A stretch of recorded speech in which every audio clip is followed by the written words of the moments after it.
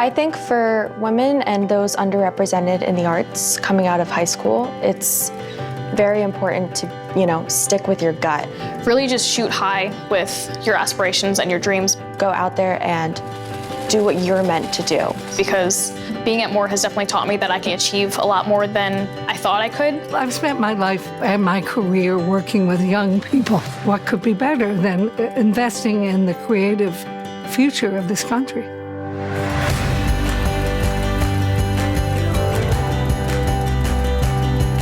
Moore College of Art and Design has been around for a very long time.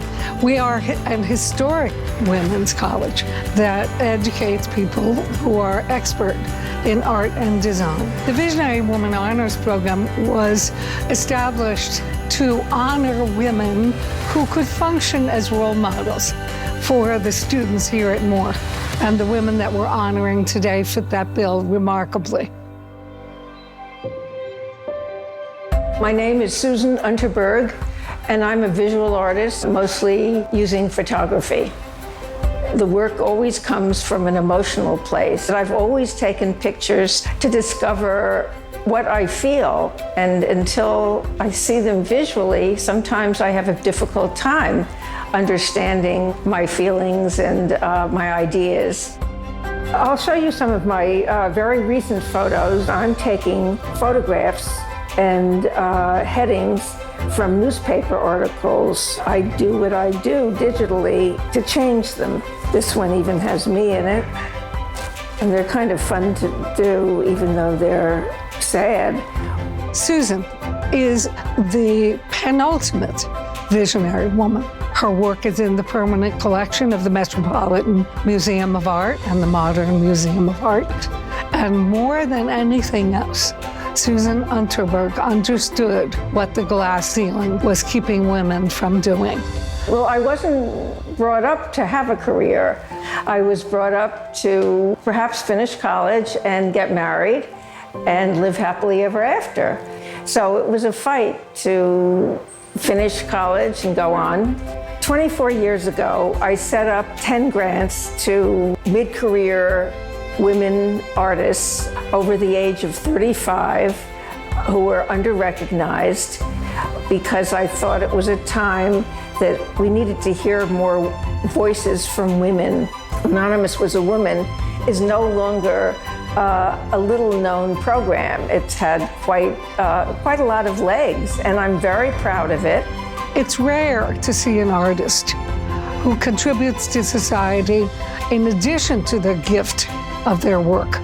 And that's what's so very wonderful about Susan. I'm really inspired by Susan Unterberg's work, specifically her Close Focus series. I really admired the abstraction of the human face, the way she approaches it and allows you to see the abstraction in something that is an everyday figure.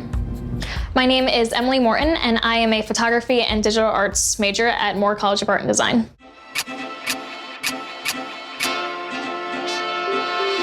I'd have to say my style of photography would be mostly portraiture. I like to experiment with different techniques using things like fairy lights and just different props to create interesting effects. Every Christmas and birthday I would ask for art supplies and camera supplies, and I kind of just took my artistic abilities from there. It definitely helps to have a good relationship with my models. I often use my close friends. Knowing how to make them smile and make them laugh definitely is a helpful factor to get great photographs. As far as inspiration, I'm definitely drawn to the work of Sarah Ann Johnson. She's a photographer who works with multimedia, and I really like the fun and childlike medium that she uses, and I find that very helpful as far as inspiration in my own work. I'm definitely passionate about what I do and being able to dig a little deeper with my photographs. Being a Moore student is really about your creativity and your passion for art and design. Developing your ideas to be a better artist. I was really drawn to Moore College of Art and Design because it was an all-women's college. That idea kind of resonated with me because I recognized that it's really a way for the school to provide support for women artists. It's all about doing what's right for you, and it's all about making a difference, and I think that Moore has allowed me to do that a lot.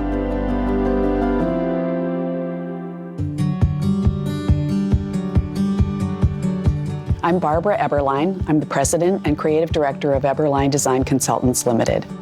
We're known for traditional, exuberant, very colorful work.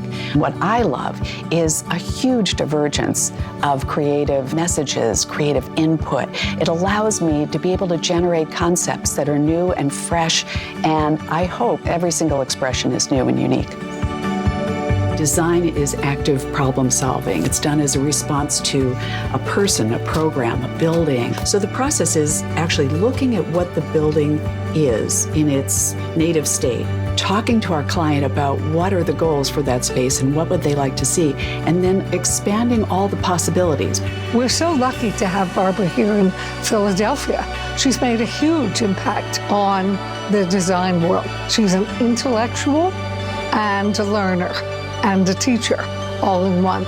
I thought interior design was just a talent that one had. I didn't really know that there was a way to develop yourself professionally, build a firm, and become known for that. That was complete mystery to me. But when I moved to Philadelphia, I discovered that I was taking my talents for writing about design and architecture and really wanted to pursue the practice of it. I want more. I want to produce more. I want to make more. I want to build more. We have the reward that you made it. It's always part of you. That is the part of a creative individual that is the most elemental. That's what you need to keep going. Barbara Eberlein's work is really, truly amazing. A lot of times you see someone who's trying to go too outside of the box and too crazy, and I think Barbara Eberlein's work is really traditional in that aspect. My name's Alisa Sepulveda. My major is interior design, and I'm a junior at Moore College of Art and Design. I would say my style of design is a little bit classic. I like mid-century modern as well, and updating things. That's sort of my take on design. I discovered my artistic abilities in high school. I got really into sketching and drawing. I have an artistic eye for that, and I really thought it was fun. I find my inspiration all around Philly. I love all the small streets, the waterfront. I feel like my design side comes out when I'm in the city, so it's great. I have so many ideas whenever I start something new. I have to get all of them out on paper. I have to sketch and draw and get words out so that I can actually hone it down and get a solid idea. It's really exciting to be able to be doing something I'm so passionate about. After graduation, I feel like I had an opportunity to see what life is like outside of my small neighborhood that I grew up in for years. Young women today who are aspiring to become professional artists have so many opportunities, but my basic advice is to get out into the world, look at things, find beauty every single day.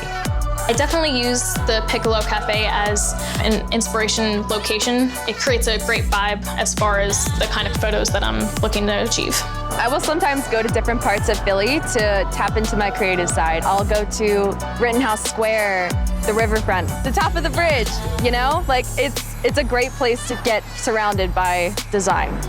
Well, during COVID, I have been able to stay creative. It's a little harder, but I work digitally, remotely. The work that I want to make gets done, and it seems to be flourishing. I couldn't do this work without technology. I guess that's definitely helpful as far as like COVID and everything going on for everything to be digital rather than like more hands-on. Art is extremely digital now. A lot of my classes I can do online, and a lot of my work I can do online, which is great. During this time, I feel like I've been inspired and motivated to work with a lot of self-portraiture. I haven't had access to a whole bunch of models to work with. I feel like that's definitely been a way that I can push myself and be creative in new ways. I think interior design has really led me to branch out in everything that I do. I definitely enjoy capturing people and being able to show that there's something deeper beneath the surface. I love the women at Moore. I love teaching there. I love doing crits. You can really see how they evolve as individuals, as presenters, as creative forces too. Keep going, keep looking, don't give up, don't put the pencil down. I faced my own challenges with a family who was not very encouraging and didn't take what I did very seriously. I think Without going to college, I would never be where I am now. I really owe it all to education. All of the dollars generated through the support to this event go to scholarships for our Visionary Woman Honors Scholars Program. The Visionary Honors Program is definitely a beneficial program to me specifically. I know I would not have been able to attend more without the scholarship.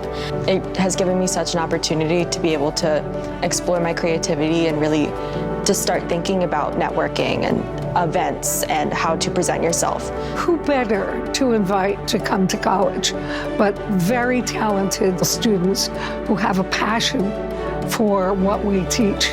I definitely see myself going into interior design and making this an entire career for myself. I definitely would love to continue photography for the rest of my life. The students who benefit from the Visionary Woman Honors Program have been going on through this pandemic. Some of them are struggling, and that's why this scholarship at this moment is so very, very critical. The world needs more.